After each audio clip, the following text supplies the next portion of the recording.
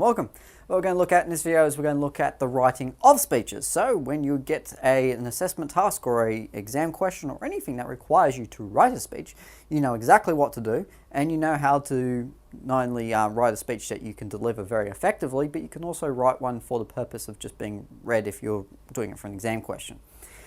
And it requires you to do a couple of things. First of all, to think about it and to present it in a lively and entertaining way. So the last thing that any teacher really wants to see is a very boring, dry essay-like speech, because that's not why you're writing speeches. You're writing speeches in order to be able to present them, to show that you can actually speak in front of an audience. Now, yes, a lot of the criteria are probably going to be related to content, but that's not the most important aspect of it. You do need to learn how to actually speak in front of an audience. And the main reason for that is that every field requires speakers. So when you go out in the workforce, you are required to speak in front of people. Now, yes, I'm required to speak because that's part of my job, but it's required of virtually every job. It requires you to talk to people. So in order to do that, you need to be able to speak about things. You need to be able to speak about things rather confidently and rather well. So going back to what the content gives you, is it gives you the capacity to sort of break out of your shell, to be lively, to be entertaining, and to present an idea in a way that people relate to, people will feel empathy for, and your audience will be engaged with it and be emotionally connected to it, to feel like it includes them. All right. It also, we're also going to look at the way that you write a speech, not only to engage an audience, but to express your ideas clearly. And that's, of course, as I mentioned before, whether you're doing it for a speech which you're going to deliver or for an exam question. Now, that's the most important thing about a speech, is your ideas must be really crystal clear, because your marker is not going to, and whoever's marking your speech, particularly if you're delivering it, is not going to get a chance to go back over what you've said again unless they have a text copy of your speech. So you need to be able to express it very clearly, and it's much more important that you speak clearly and you articulate your ideas very clearly in a speech than it is if you're doing an essay, where you can be a little bit convoluted and you can get away with it, but in a speech you cannot be convoluted at all.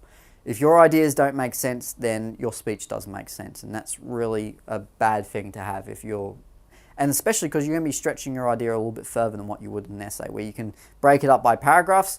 Yes, you'll be, of course, using paragraphs when you write a speech, but the one thing about it is that your ideas are going to be pushing towards one argument and one clear point.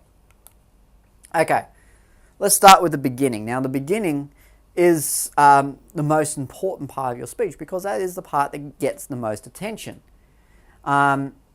And it's where the audience's attention is won or lost. So whether you're writing it or you're delivering it, it's the same thing. The same thing goes. You really need to go straight into the content. You need to start with something that's either evocative, so something that's really going to make someone go, ooh, wow. Something direct, so actually just really go into the issue, just talk about it. Don't bore them with your name, your address, and everything else. Could be funny, could be hilarious, could make a joke, could be interesting. Okay, maybe start with a fact about your topic that maybe no one's heard of before. Challenging, so you really get aggressive and you really jump into it. Or rhetorical, ask some rhetorical questions. It's a little bit boring, but it gets the job done. Don't start with, hello, my name is, and today I'll be talking about, because no one cares. Sorry to say, but no one does. So if you deliver it like that, and if you write it in any way, shape or form in any kind of speech that you do, then you will have big red lines for it going, why the hell are you writing this for? Okay, so really need to get rid of all of that, because it doesn't really matter. And you'll never actually see a public speaker come up and say that in a speech. And the reason for that is because someone introduces them. Someone says that, ladies and gentlemen, we have a fabulous person from here and here speaking. Their name is da da da, and then they'll go up and then they'll just start by going, hello everyone, and then go into their topic. All right. So it's the same thing here. So you don't need to introduce who you are, because they'll know. Okay? Moving on. An example of a very strong beginning. Now, this is writing about an English topic. If you are lucky enough to do Shakespeare's Julius Caesar, then you'll know a little bit about this play. If not, then you don't really need to know. Just follow the approach. Now, the approach here doesn't approach a question in the same way that you probably would often see this approached in an essay. All right. So, and I'll do this in my best regal voice, I stand before you today not to declare that the theme of power exists in Shakespeare's Julius Caesar, but to prove it. I will prove it to you in the same manner that the play does. Through great oration and dramatic effect, the words of Shakespeare's protagonists have the power to persuade as I have the power to argue, and make you believe in what I have to say. Okay, so it's a lot more direct, it's a lot more expressive, and it's a lot more figurative in the way that it actually talks about things. And it actually is a little bit more interesting than your usual Shakespeare's play has the themes of power, blah, blah, blah, blah, blah. Because, again, that's going to be boring. It's going to make your audience tune out. If you actually talk directly about it in an interesting sort of way, and yes, okay, this is a little bit boring still, but if you find some way to liven it up a little bit, even if it is just by cracking a joke or two, then you're far more likely to get your audience's attention than if you're just going to do the boring old method. So even though this is still boring, it's a lot better than the alternative, which is just doing your essay introduction, which no one will care about. All right, your content. Now, the one thing about a speech is that the structure of it is not formal. All right. Yes, you have an introduction, body, conclusion. That's pretty much it. There's no topic sentences. There's no this and that like you've got in the essay format. Now, the essay format's very, very good because it pretty much tightens what you can do, and that means that you've got less that you can basically do wrong. Once you've mastered the format, it means that you're less likely to get it wrong. With speech, with freedom, basically comes more opportunities to get it wrong. So you need to be really, really careful about how you use it. Your content needs to be the following. So it needs to be directed. So you need to have a point. So you need to be working towards an end point. So as with any kind of story writing, for instance, you need to be working towards a point at the end and say, this is where I want to get to. And then everything that you write gets up to that point. And that's the same thing you're doing with a speech. It needs to be consistent, so you're not jumping back and forth. Okay, yes, you wouldn't be doing an essay either, but it needs to be consistent. It needs to follow the same line of thinking and not have this big jump in the middle, which is sort of like a giant trying to cross a giant chasm. It needs to be clear. It needs to be very, very direct, and it needs to get the point across in a very succinct and very, very clear way so everyone knows what you're talking about. And finally, it needs to be engaging. It needs to be interesting. It needs to be entertaining. It needs to have all those things in there that allow it to really just get to the audience and really engage them. As I said, make them interested, make them feel attached to it, all the rest. Okay. So, I'm going to give you an example of it. Now, I'm not going to give you the whole text of it, obviously, because it's a fairly long speech. But Paul Keating's speech at the Tomb of the Unknown Soldiers, so those of you who are doing Year 12 Advanced English speeches as a topic, this is one of the speeches. If anyone else is interested, it can be found on the Border Studies website. It can be summarised in one sentence. Now, the speech is addressing, and this is the image of it here, the Tomb of the Unknown Soldier when it was first unveiled in 1993, I think, from memory. And when it was unveiled, it was not so much just a tomb, but it was a symbol for all Australians who have perished in war. And so to communicate that, and to be able to deliver a speech, you didn't go, oh, hi, my name is blah, blah, blah, and this is the speech that's going to unveil this. No. What he did, and what made the speech very, very powerful, was that he said that it wasn't just a soldier we were burying. It was a symbol for all the soldiers who have died, and it makes us think of all of those who are lost at war. And it makes a very powerful and a very emotive connection that it's not just one soldier we bury, it's the memories of all of them. And it's together, this one tomb symbolises everyone who's died, because all of them have been lost to us, and all of them have been lost way too soon.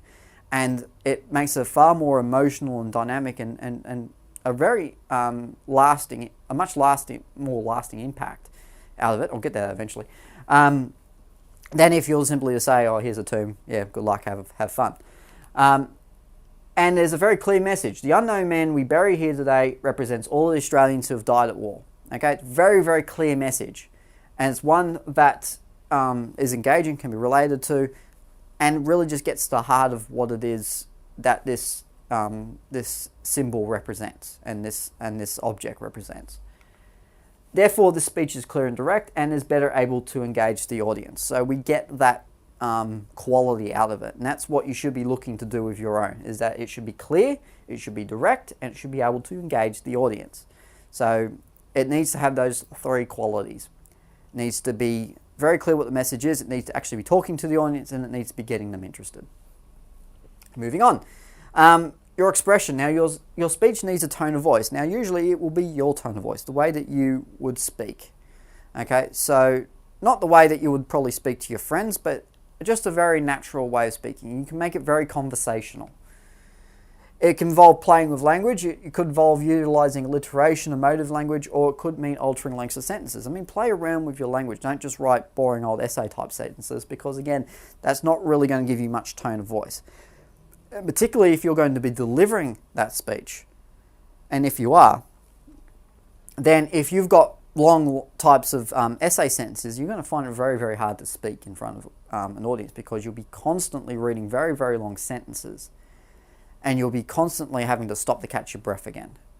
Okay, so by having some shorter sentences in there, first of all, it means you can vary your tone, because you can actually stop, you can actually heighten and raise and lower your voice rather than try and get everything out before you run out of breath. Okay, so by particularly utilizing sentence length, but by doing these other things as well, by having emotive language and these aspects, it means it's a lot more powerful and dynamic. And a speech can also tell a story, it can relate personal experience, it can represent points figuratively, all those things. So you can pretty much write it like you're having a conversation with one, and that's what you're trying to do. You're trying to have a heart-to-heart moment with everyone in your audience at once.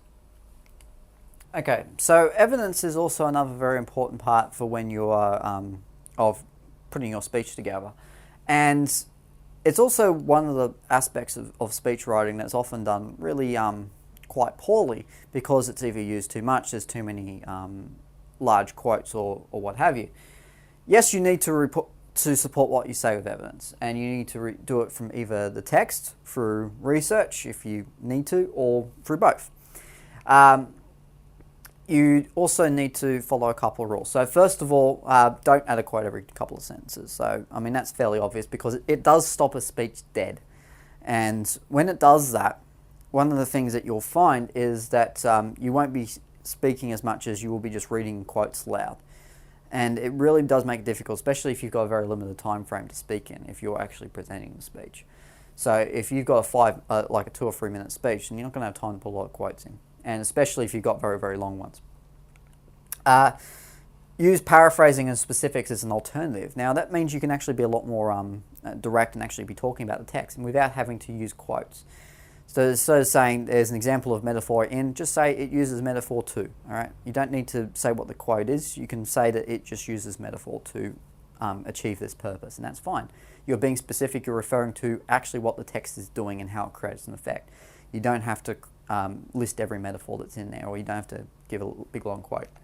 And finally, ensure evidence supports an idea. So you're not actually just putting in the quotes there to make it sound like you're referring to the text. Actually have something that you're supporting. So have an idea, talk about it, explain it, and then find some evidence to back it up.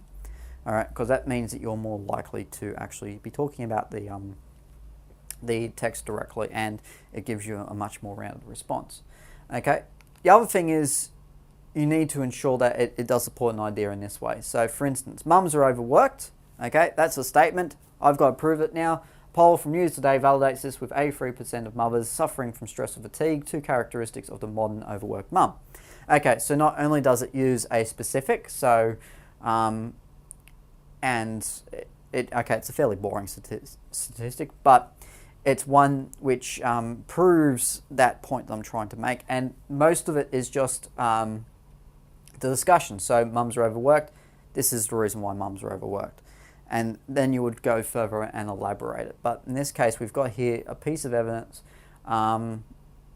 It's done for a reason. It's there to validate the point that mums are overworked. It just doesn't say 83% of mothers are suffering from stress and fatigue, because that would just say that, okay, they're not overworked, they're suffering from stress and fatigue.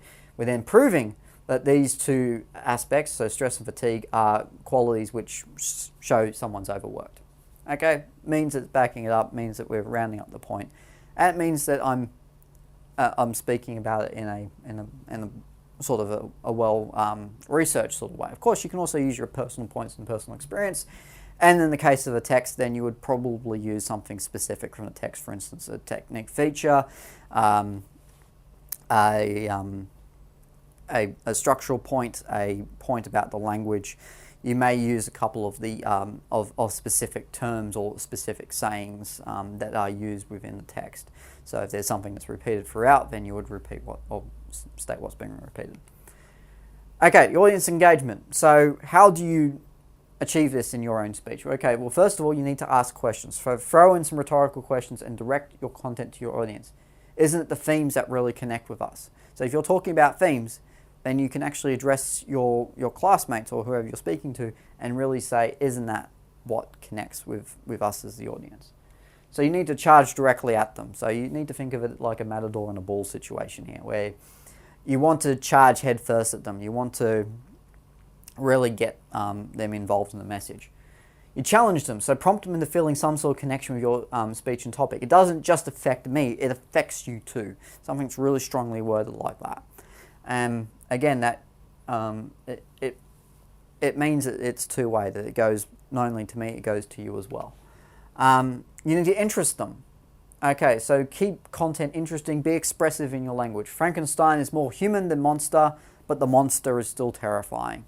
All right, okay, not the best example, but you've got an example there of just trying to be expressive, not just simply saying Frankenstein is a terrifying monster, but actually more eloquently expressing it. And you can express it in such a way where you can make it a little bit more lyrical, a little bit more like a story than if you're just simply reading something out loud and using evidence and facts.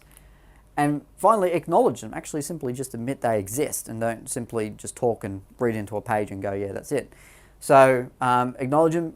We are shared in this common goal. And you can repeat that aspect of we and mention that audience engagement, because that is, yes, okay, gestures and hand signals and eye contact and all the rest do engage an audience, but more importantly, what gauges an audience is the feeling that they are a part of the message. You can use as many hand signals as you want. If that's trying to just wave their attention because they've already gone to sleep, then it doesn't really matter how many hand signals you use. So all those things together engage an audience, and you can use those qualities to really get them involved in what you're saying. Chances are, yes, okay, if you're speaking in front of your classmates, then yes, they probably will tune out and be bored, but at least you're trying. At least you're going to be talking directly to your teacher. At least your teacher is going to appreciate that at least you're trying to talk to them, that you're not trying to bore them, and that you've actually got something meaningful to say in such a way that they're actually going to be more likely to give you a much better mark than if you're just going to bore them. Moving on. Okay, your ending needs to be as powerful as your beginning. So when you get to the point where you're at the end, you need to have a very succinct and you need to have a very bold and energized conclusion. So something like your opening. And it's pretty much how you need to stop dead, almost like at the end of the railway tracks. You need to pretty much not gradually peter down to an ending, but just hit with the ending. So get straight into it. It keeps an audience thinking about the ideas that you have raised. So something that is going to make a lasting impression. And okay, yes, that's very, very hard to do. I'm not going to say it's easy, but one of the things you can do is have a very strong line at the end, which wraps up everything that you've started with. And you use your conclusion to strongly reinforce your main argument and leave them with an interesting thought. Okay, so something that's just going to wrap up your idea in a nutshell, make it very, very interesting for everyone who listens to it, and voila, you're done. You've got something that stands out, that doesn't send your audience back to sleep again. Okay, so you keep it going, and then eventually you just stop and you make it something that really has an impact. Okay, now you may be asked to write a formal speech, in which case, if you are asked to write a formal speech, there are a couple of small differences. Okay. Now, the first difference between a formal and informal speech is pretty much the use of language. You use formal language to say like you would an essay. You don't use colloquial and figurative language. You can still be a little bit conversational, but you wouldn't be quite as conversational as you would be if you're just addressing, for instance, a group of young people.